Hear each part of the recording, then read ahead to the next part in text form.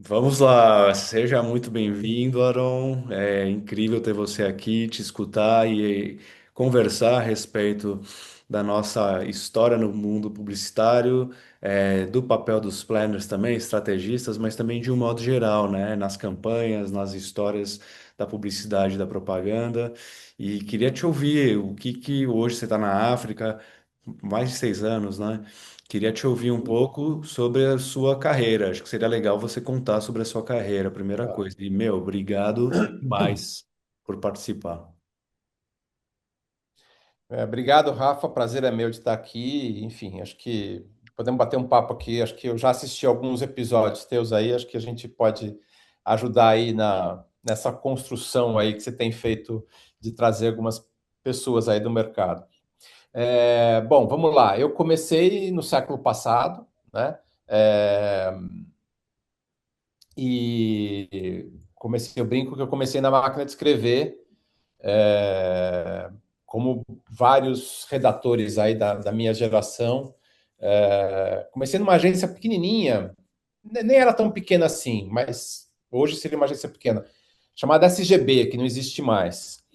É, Comecei tive uma sorte de encontrar ali pessoas super talentosas que me ajudaram. Eu era um estagiário que sentava do lado da dupla, né? As duplas ainda tinham salas, hoje não tem mais, mas elas tinham sala e eu ficava 2 semanas em cada sala, sentado do lado da dupla e foi muito fácil aprender. É, Dali eu fui para uma outra agência que não existe mais, que era maior, que é a Norton. Fiquei um tempo na Norton e aí eu fui meio que para um lado. é, Era a agência do Jacques Lecovics. Antes do Jacques ir para Liulara, o Jacques tinha sido diretor de criação da Ogilvy, na época que a Ogilvy era uma coisa enorme. É, e aí ele tinha montado uma agência chamada SLBB, que era a agência que tinha dois clientes, e os dois clientes eram sócios, então era uma house que não era house. Ela atendia os clientes que eram dos sócios e atendia outras marcas também. E aí, com o Jax, eu meio que fui seguindo muito tempo. Aí, quando ele foi para o Lar, a gente foi junto e ele levou a turma que estava lá com ele. E dali passei por DPZ, voltei para o Lara. E daí, é, dali em diante, foi um bom tempo de DM9. E a minha carreira ali se aproximou muito das agências na época do Grupo ABC, né? Que existiam e tal. Então, passei pela DM9, Giovanni FCB, que ainda era Giovanni, e aí fui para a África. É a minha terceira temporada na África hoje. Eu falo que é a terceira temporada, espero que não tenha mais continuidade. Então, eu vivi 3 momentos diferentes aqui na agência. Eu vivi o momento que a agência estava nascendo, com meio que quebrando um pouco os paradigmas do mercado. Ela só tinha 7 clientes, tinha uma sala para cada cliente, tinha um grupo específico de contas de atendimento criativo para cada um dos clientes. E daí eu fui fazendo idas e voltas aqui. Então eu saí daqui, fui trabalhar na Moody, e aí eu fiz a campanha polêmica da Paris Hilton com a Devassa, que acho que as pessoas ainda lembram, e hoje eu seria preso, ainda bem que, né, foi algum tempo atrás. Que bom. É, e acabei, enfim, voltei agora para essa temporada agora na África aqui. Eu estou aqui com algumas contas, já trabalhei com várias contas aqui na agência, mas hoje eu trabalho com Vale, trabalho com Postos Petrobras, trabalho com Pão de Açúcar. Enfim, é mais ou menos essa minha Que história. legal, meu amigo. Baita história e incrível essa jornada focado na redação e agora diretor criativo há muito tempo. E sobre a Uhum. Vale que você falou agora, eu vi que logo depois da tragédia de Brumadinho, vocês fizeram uma campanha de pedido de desculpa, mais nesse aspecto, né? Que você comentou que até o CEO trouxe mais disso, falando, não, foi uma tragédia, não foi um problema e tudo mais. Eu entrei na agência exatamente no ano da tragédia. A tragédia aconteceu em janeiro de 2019, eu cheguei na agência em março de 2019. Então, eu mergulhei no processo. Era muito complicado, era muito complicado por tudo. Assim, teve saída do CEO, teve saída de diretores, teve uma questão interna, e eles entendiam que eles precisavam prestar satisfação, dar a satisfação e assumir os erros, né? E os erros foram assumidos. Aí tem muita gente que vai discutir que a indenização não foi paga e tal, mas assim, foi muito dinheiro para pagar as indenizações. Foi um processo longo de reconstrução da cidade. Eu fui para Brumadinho algumas vezes, em diferentes momentos, de 2019 até agora. É uma cidade que depende essencialmente da Vale. Então, mas quando você olha, por exemplo, uma coisa que a gente logo no início descobriu, quando você olha o que aconteceu, as pessoas imaginaram que aquele desastre todo aconteceu na cidade, e não aconteceu na área rural. Brumadinho é uma das cidades que tem maior extensão territorial, tecnicamente falando, de Minas Gerais. É uma cidade muito grande, se você olhar. Grande em território, não necessariamente em população. Mas o problema era o mood das pessoas era muito complicado, e assim, enfim. E eu lembro que foi um caso, eu tinha escrito um texto, eu tinha escrito, porque o desastre de Brumadinho, o CEO me chamou a atenção e falou assim: não, você não pode falar de desastre, você tem que falar que é uma tragédia. E aí eu entendi que eles tinham percebido o que tinha acontecido. Isso levou um tempo de um processo de 2019 até agora para começar a Vale a se comunicar com as pessoas de um jeito mais próximo, sabendo que o erro tinha sido feito e que tinha sido cometido e que tinha que ser pago. Então, é um processo doido, assim, uma coisa que a gente, quando a gente pesquisa, não tem parâmetro. O parâmetro mais próximo disso, e acho que nem é, né, não dá nem para comparar no nível do que foi, é o desastre que teve da British Petroleum no Golfo do México. Não sei se todo mundo lembra, quando teve aquele desastre no Golfo do México. Ali afetou muito a questão da natureza, afetou algumas cidades, mas não teve perdas de vida, né? E ali foi uma recuperação da BP que aconteceu daquela época para agora. Então, mas é um trabalho que a gente ainda nunca termina. Ele nunca termina. Ele está sempre ongoing. Tem sempre bastante coisa para falar, né? Mas o É, é, importante é esse reconhecimento é, da própria Vale, né? Em relação à tragédia que aconteceu sim, e sim. buscar as ações relacionadas a isso. Isso é bem legal, do ponto de vista de ações, ao menos, tem bastante coisa ainda para fazer sempre. E aí você falou dessa campanha da Devassa, a gente conversou um pouco da Vale aqui de um modo geral. Qual que é a sua favorita que você já participou? Ah, eu gosto de algumas coisas, assim, uma campanha que eu gosto muito, eu fiz junto com o Sérgio Gordilho, né, que a gente era dupla e, e quando a gente criou isso, que é uma campanha que a gente criou um personagem para Itaú Seguros, que eu não sei se todo mundo vai lembrar, que chama, era o Anjo da Guarda. Então era um anjo que estava de saco cheio de ficar protegendo o segurado. Porque ele falava, você me dá muito trabalho.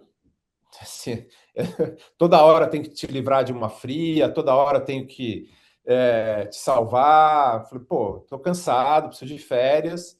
É melhor você fazer um Itaú Seguros. Então a gente criou esse personagem, na época era um personagem ali era o Marcelo Madureira, que era do Cacete Planeta. Então a gente chamou o Marcelo Madureira, vestiu ele de anjo, e ele era ele fazia um pouco daquilo que ele fazia no Caceta. Ele era um cara de saco cheio. Então, era interessante. Ele estava no carro, acontecia um problema, ele estava no. E aí a gente meio que criou esse personagem. Depois ele continuou um tempo, a DM9 continuou usando a ideia do Anjo da Guarda. É uma coisa que eu gosto muito, assim, das campanhas que eu fiz, é uma das que eu gosto mais. Eu gosto da Devassa muito mais, talvez porque a gente meio que foi brincando com um pouco com essa moral do brasileiro e ao mesmo tempo, né, o brasileiro tem uma moral com relação a, essa questão. A sua palavra devassa já era uma coisa que horrorizava as pessoas, né? Sim. Mas ela é sempre incongruente, né? Porque as pessoas têm horror a uma palavra e não têm horror a é o El Chan dançando na boquinha da garrafa. Então, assim, foi legal isso porque a gente mexeu com algumas coisas do comportamento do brasileiro que são interessantes. Vai ser legal de publicar essas campanhas também. Eu vou deixar os links agora quando eu publicar esse vídeo aqui Ah, no meu Spotify. Aliás, no Spotify não, no meu YouTube, que é por enquanto o canal que eu tenho YouTube. mais É, acesso, mas tem o Spotify também. Aliás, é, falo para a audiência aqui, dê seu like, faça seu comentário, fale para mais exato. seguidores e tudo mais. Porque Compartilhe. compartilhe, porque meu amigo aqui, Aaron, tem mais de 50 mil seguidores, não é? Só no Não, vamos lá. Spotify. Eu não, né? Não, o seu podcast, é. Podcast que eu estou produzindo, preciso daí dar os créditos, né? Eu faço esse podcast que é uma ideia minha, original, da Carol Sotelo, que é minha parceira nisso, mas tem muita gente envolvida. Então, tem a própria Candice Pome, que é a nossa apresentadora, tem o Paulinho Cortione, que também está com a gente desde o início e que trata do nosso áudio e que cuida para que isso fique impecável. E a gente começou esse podcast há mais ou menos anos atrás para falar de um assunto que hoje está na moda, mas na época não era, que é falar de envelhecimento sem ter medo de falar, citar a palavra velho. E hoje ele tem aí, no YouTube ele tem 80 mil seguidores, no Spotify ele tem 25 mil, e tem um perfil do Instagram que tem 170 mil de seguidores ali. Então, mas é uma coisa que me dá assim, é um prazer fazer e é uma coisa que eu gosto muito, assim, é um assunto que eu estou aprendendo também. Eu achava que eu sabia, porque eu estava na faixa, mas isso não quer dizer nada, a gente não sabe nada sobre o assunto. Tem muita gente para falar sobre isso, que é legal. E aí a gente até bateu um papo rápido falando de diversidade, equidade e inclusão, né? Que é um tema que Sim, muito me interessa. Fiz muito sobre isso na Meta, de workshops, apresentações, dou aulas a respeito disso também, do impacto positivo, né? Do Triple Bottom sim, Line, People, Planet, Profit e tudo mais. E queria ouvir de você também, de um modo geral, né? Nas agências, nas contratações dos times de marketing, dos times, em relação à diversidade, equidade e inclusão, e nas campanhas. Porque lá na época eu estava na Meta, pessoas idosas, por exemplo, quando apareciam dentro de uma campanha, estavam fracos, doentes ou coisas assim. E quando apareciam, e tenha menos de 1% de LGBTQI+, menos de 1% de pessoas com deficiência física, isso é análise global, lá de 2022, não uhum. vi atualização. Mas, enfim, queria que você contasse um pouco da sua percepção sobre É, isso, por favor. o que eu digo sempre, assim, todo mundo vai envelhecer. Todo mundo. O negro, o gay, o PCD, todo mundo, o albino, todo mundo vai envelhecer. Então, essa não é uma pauta de um nicho, de um grupo. Essa é uma pauta de todo mundo. Mas o grande medo das pessoas é isso, assim, né? Teve uma entrevistada que a gente trouxe no podcast, que é maravilhosa, se quem quiser assistir vale a pena, é uma atriz chamada Clarice Nisquier. E ela faz uma peça chamada Alma Imoral. Quem viu essa peça talvez não vai esquecer. Ela passa a peça inteira nua. Ela começa a peça com tipo um chale assim por cima. E 2 minutos depois ela tira o chale e ela passa a peça inteira nua, 1h15, 1h30. Ela fala nua na peça e ela fala que as pessoas no começo começam a ter muita vergonha do corpo dela, depois elas se acostumam. E ela fala uma coisa, que aí eu vou entrar um pouco na filosofia, mas ela fala assim: a gente tem vergonha da nudez porque a gente tem vergonha de ser mortal. É bonito isso.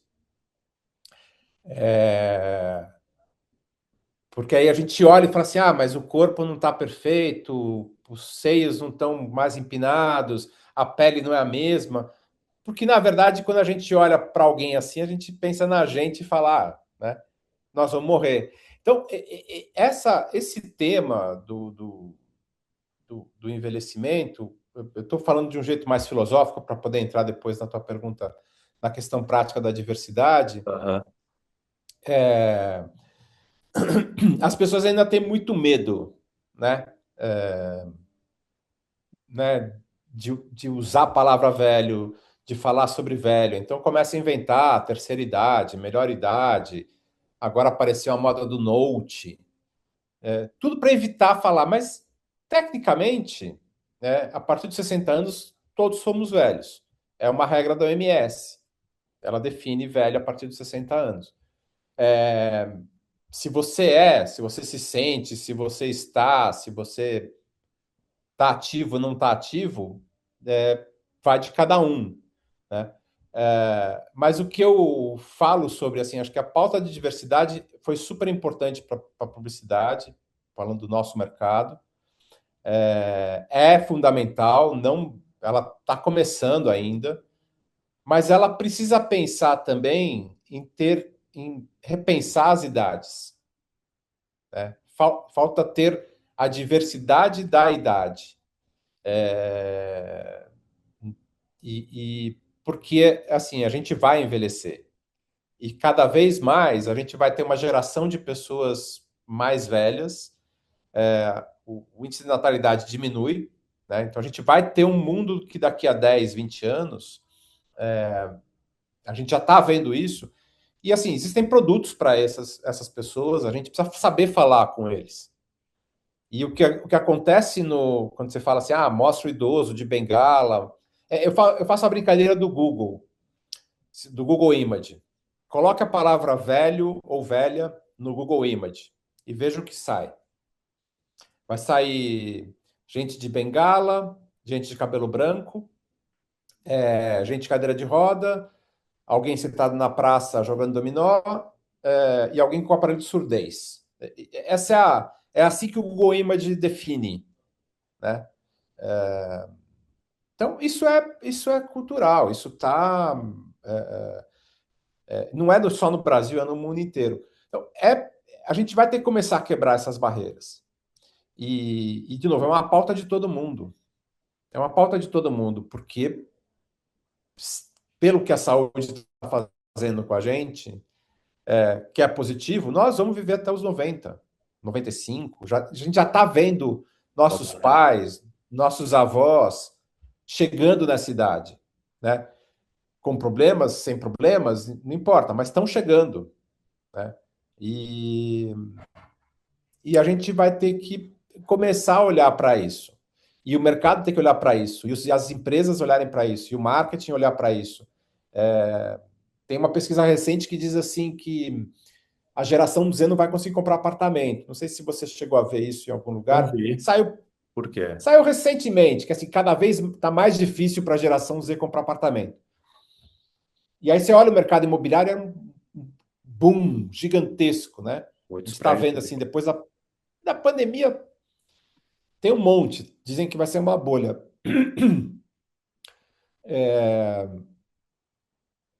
E aí você fala assim, quem que vai comprar esse apartamento, né?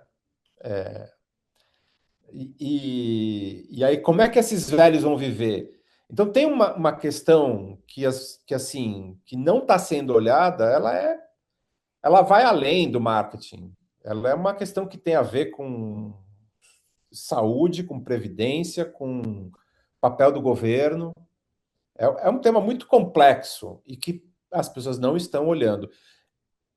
com exceção dos, talvez ali, se a gente olhar os países nórdicos. Eu acho que eu tenho aprendido muito com esse podcast, e aí, assim, quando você olha o que Dinamarca, Suécia, Noruega fazem, quando eles olham para essa geração, é maravilhoso, assim. É o jeito como eles entendem essas pessoas, como eles tratam, como eles cuidam, como... E, de novo, o velho, são vários velhos. O cara de 60 e de 70 são completamente diferentes. E de 70 para 80 são completamente diferentes. Eu tenho a Não, percepção de não, que com 46 anos que eu tô, o mercado já me enxerga diferente, sabe? Em relação aos mais jovens, para vagas similares, para questões similares de trabalho. sim, sim. Eu comecei a sentir isso desde os, sei lá, um pouquinho, talvez depois disso, aos 50. Mas começa mesmo. Começa. É, mas sem querer ser arrogante aqui, tá errado. Tá errado, porque não estou dizendo que então uma pessoa de 45 é melhor que uma de 20. Não é isso. Mas de novo, é a diversidade.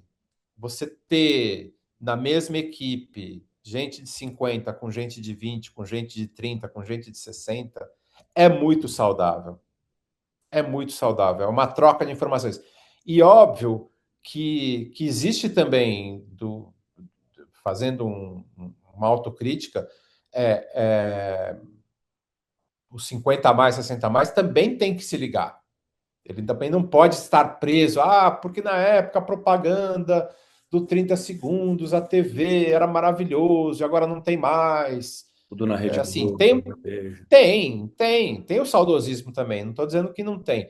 E é preciso, você precisa olhar, você precisa aprender inteligência artificial, você precisa estudar, você precisa se estar ligado. Eu falo que é a mesma coisa quando se fala, você tem 60 anos, tem que fazer musculação, né? É obrigatório. Todo mundo que vai bater 50, 60, você vai passar no médico e ele vai falar, amigo, a musculação, você vai fazer academia, correr, esteira, bicicleta, não importa. Você precisa fazer musculação do cérebro também. Então, não dá, porque senão tem o joelho enferruja e o cérebro também. Ontem eu andei de esteira aqui, fiz uma corridinha, já melhorou muito meu nível de concentração, sabe? Tem coisas simples que mudam. Sim, Eu fiz sim. esteira, 15 minutos, melhorou meu nível de concentração. Não, total. Total. E Tá você tudo falou de ligado. inteligência artificial, acho que isso é legal de trocar ideia. Como é que você vê hoje? Como é que no seu time, por exemplo, ela é natural das pessoas olharem? Como é que a inteligência humana com a inteligência artificial, essa mescla das duas É. coisas? Então, vamos lá. Assim, o que eu acho, assim, o que eu tenho visto, tá? Eu tinha, há 6 meses, assim, tudo muda muito rapidamente. É muito rápido. Então, se você entrar hoje em qualquer ChatGPT, Claude, seja lá o que for, o Gemini, você entra hoje, você entra daqui a 2 semanas, você percebe uma evolução clara. Clara. Tudo é muito rápido. Tudo é muito. Está sendo uma velocidade que a gente não está quase conseguindo acompanhar. Eu vejo muita gente na agência que está sabendo brincar com isso de um jeito muito inteligente. Claro que você fala assim, tem aquele, vai ficar tudo padronizado, vai ficar tudo parecido, o texto vai ficar igual. Mas o que eu acho é o seguinte, que eu estava brincando aqui falando com você antes, né? A inteligência artificial tem um conhecimento da época da internet para agora. Ela não tem o conhecimento pré-internet. Né? Então, assim, se você pedir lá para ela, falar, quais são, me faça ali uma obra de arte a partir de um quadro do Picasso. Ela vai fazer para você. Só que ela vai fazer a partir das referências do Picasso que estão disponíveis na internet. Ela não foi para o museu, ela não viu o livro, ela não tem ela não sabe que talvez num museu, numa cidadezinha da França, tem lá um quadro do Picasso que ele retratou Ele fez uma obra de arte incrível que mudou o conceito do cubismo. Ela não sabe. Então, quanto mais cultura a gente tiver para imputar para a inteligência artificial, melhor. O problema é a gente se alimentar só do que está disponível, né? E isso é de sempre, tá? Eu lembro sempre da história que o Carlinhos Moreno, sabe como é que surgiu o Carlinhos Moreno? Do Da Bombril? Bombril? Bombril. É. Não. O Washington tinha pensado um personagem, mas ele falou, ele foi um dia assistir uma peça de teatro. E o Carlinhos Moreno era o ator. E ele falou: esse cara vai dar certo. Assim, as ideias estão na rua, elas não estão no computador. Teria dado certo o Garoto Bombril se não fosse o Carlinhos Moreno? Possível. Ele aconteceu porque o ator, o personagem, era uma combinação perfeita. Tinha um texto maravilhoso, mas tinha uma história ali, né? Tinha uma história ali que acontece. As ideias estão na rua. Eu brinco assim, o Ari Fontoura virou celebridade do Instagram, né? Eu estava vendo esses dias, acho que ele está com 7 milhões. Está com um número absurdo. Você fala para pensar, pô, como é que um cara de 80 anos que não está na novela, não está fazendo Dança dos Famosos, ele ganhou 7, 8 milhões de seguidores? Porque o humor dele não é humor copiado. O estilo dele, ele criou um estilo que tem a ver com o que ele aprendeu durante 70 anos de teatro. Então, eu acho que é um pouco isso que a gente tem que olhar, sabe? Assim, então, eu acho que a inteligência artificial é sensacional e vai ser sensacional, tá aí para ficar. A gente não dá para ficar brigando, dizendo, eu sou contra e tal. Ela vai chegar. Agora, é como você vai alimentar ela. O Sim. problema é quando ela estiver muito bem alimentada de tudo isso, aí sim a gente tem que se preocupar. Que eu digo, quando você tiver 5, 6 prêmios Nobel de literatura usando a inteligência artificial para escrever texto, ferrou. Ferrou. Mas será que Tomara a que gente eles vai não chegar? usem. Será que vai chegar a isso? É, vai. Eu acho que vai. Nós estamos caminhando para isso. Nós estamos caminhando. Porque não tem como. É realmente ele te poupa um tempo, ele te facilita, Vai ele roubar nosso resume as coisas. emprego? Acho que alguns empregos, sim. Alguns empregos, sim. Sem dúvida que vai. Quais empregos, eu não tenho a menor ideia. Pode ser que roube todos, pode ser que só roube alguns. Mas assim, é que a gente às vezes também tem uma coisa do tipo, vai roubar o emprego, né?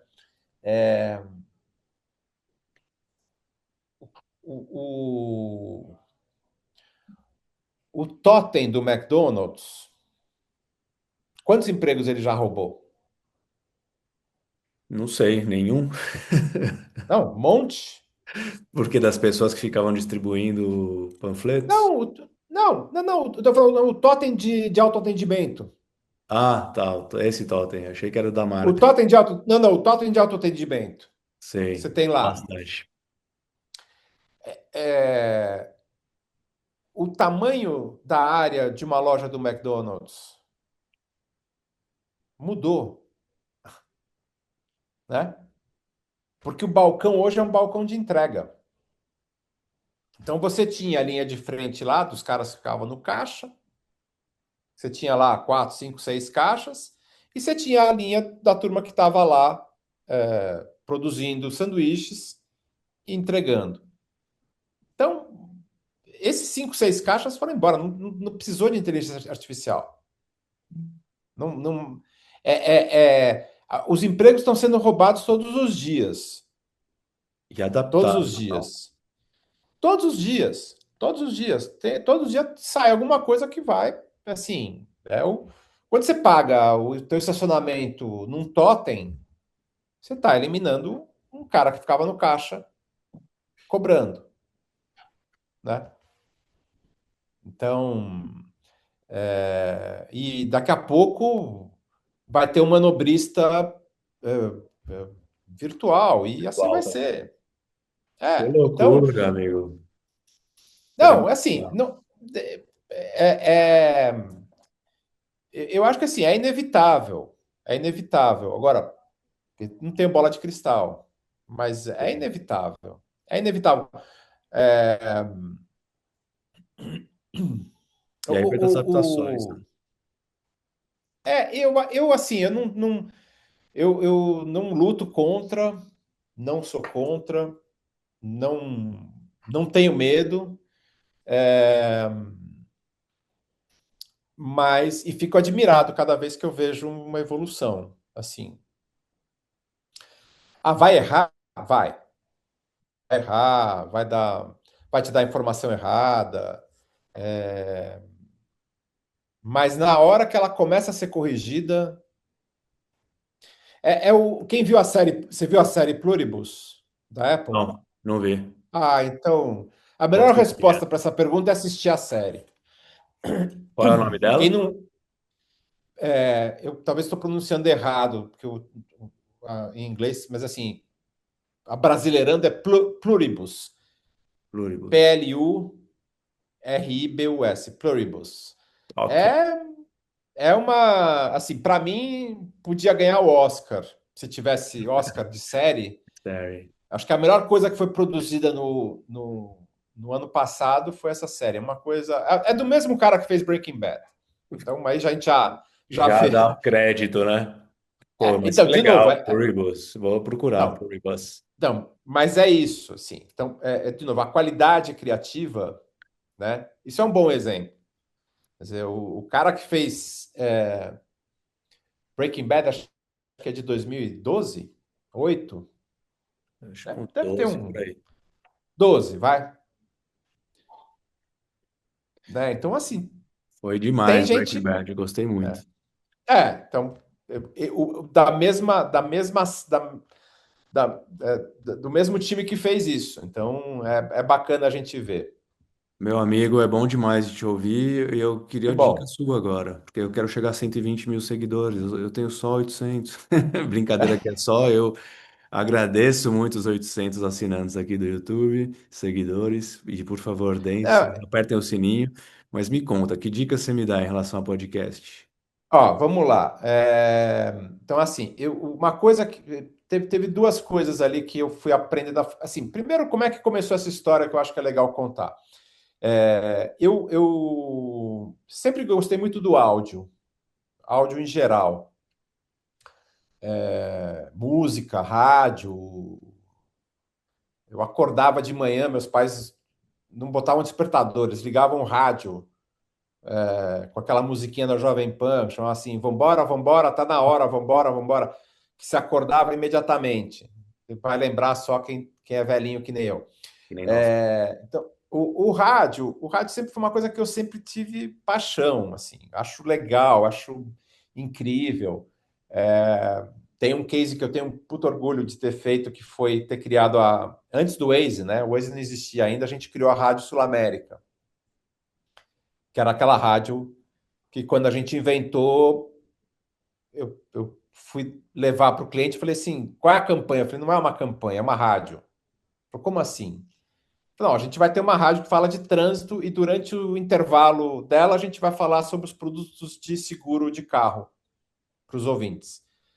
Aí quando a gente foi levar lá para o jornalista que ia conduzir isso da Bandeirantes, falou assim, as pessoas não vão ficar ouvindo uma rádio de trânsito. Eu falei, olha, em São Paulo, acho que vão. E ela durou, acho que mais de 15 anos, Caramba. até o Waze chegar, né? Ela é pré-Waze. Então, assim, a história do áudio, para mim, sempre foi uma coisa que eu sempre gostei. E quando comecei a ver o tema do podcast, eu falei assim, pô, tem uma coisa das marcas poderem participar e entrar que é muito bacana e eu não estou vendo marcas fazendo isso. E eu tentei levar ideias aqui para clientes da agência e tal, Elas, legal, bacana, mas ficava só no legal, bacana. Eu falei, quer saber? Eu vou fazer. E uma coisa é quando você tem aquela arrogância de criativo que você acha que você sabe fazer, né? Criativo fala, não, eu sei fazer um aplicativo. Aí o cara vai lá, você começa a ver o aplicativo, nossa, você não entende nada. E foi um pouco assim. Eu comecei fazendo esse podcast meio que achando que eu sabia fazer. é, e, e fui testando. E ouvi muita coisa, assim. Quando você entra nesse universo da mídia online, você acha que você sabe bem disso, tem um monte de guru, tem um monte de técnica. Então você ouve o diretor de mídia que trabalhou, que foi VP do Facebook, te dando dica, e depois você ouve o manezinho que tem um canal no YouTube e que acha que sabe tudo. E tudo que eu ouvi e testei fazer deu errado. Então, assim, não pode postar na hora no feriado, não pode fazer um corte, subir o corte 10 da manhã. Tinha um monte de regra. Tinha um monte de regra. Você tem que ter. Seu podcast não vai acontecer se você não tiver polêmica, baixaria e barraco. Podcast que fala sobre velhice, menopausa, Alzheimer, ninguém vai ouvir. Então, eu fui ouvindo tudo isso.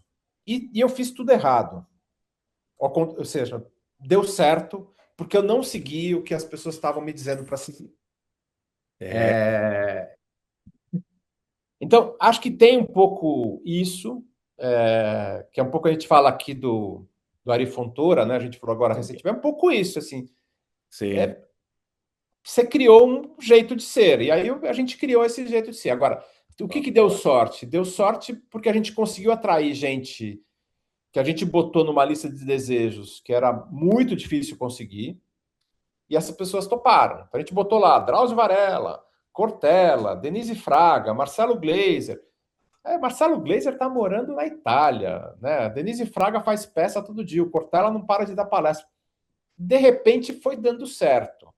As pessoas foram topando e, obviamente, sim, você chega a esse número de seguidores, porque assim, o conteúdo é bom, mas obviamente eu cortei caminho porque essas pessoas atraem muita gente, né? Mas mesmo assim, o nosso episódio, por exemplo, mais visto não é dos globais. Nosso episódio mais visto é com uma médica chamada Rosana Richman e de um filósofo do Rio de Janeiro chamado Renato Nogueira. Você provavelmente não deve ter ouvido falar deles. nenhum dos dois. E nenhum dos dois. Assim, a gente bateu 500 mil de plays no Spotify 10 dias atrás, mais ou menos. Parabéns demais por Então, isso, cara. é, mas é isso, assim, Rafa, uma coisa, tem,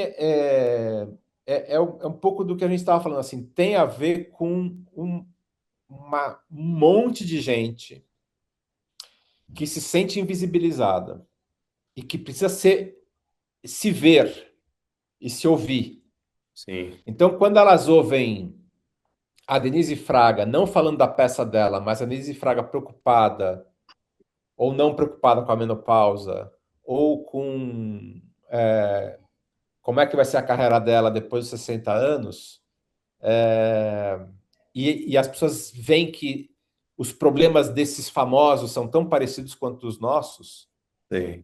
aí elas têm uma identificação, Não basta ser famoso, né? Eu tenho um agradecimento enorme pelas pessoas incríveis que toparam participar do meu podcast, a ti sem dúvida. também, obviamente. Obrigado demais por topar esse papo e vai ser incrível para Imagina, fazer isso que você acabou de falar, sabe? Das pessoas pensarem nos famosos, no nosso mercado, como é que o dia a dia também tem desafios e qual é o ponto de vista desses famosos, dessas pessoas incríveis do mercado em relação a esses pontos da diversidade de legal. inclusão, da carreira como um todo, do impacto social e de tudo mais. Obrigado demais, Aaron, por participar. Obrigado a você, o papo foi ótimo, muito bom. Acho que eu falei demais aqui, Foi então bom te desculpa se ouvir. eu me alonguei, mas foi muito bom. Grande abraço a todos. Não esqueçam de dar o seu sininho aí de like e Isso. chegar aos 120 mil seguidores. Compartilhem, coloquem nos Compartilhem, né? stories. Coloquem nos stories de Exatamente. vocês. Beijo Isso. grande. Beijo. Obrigado.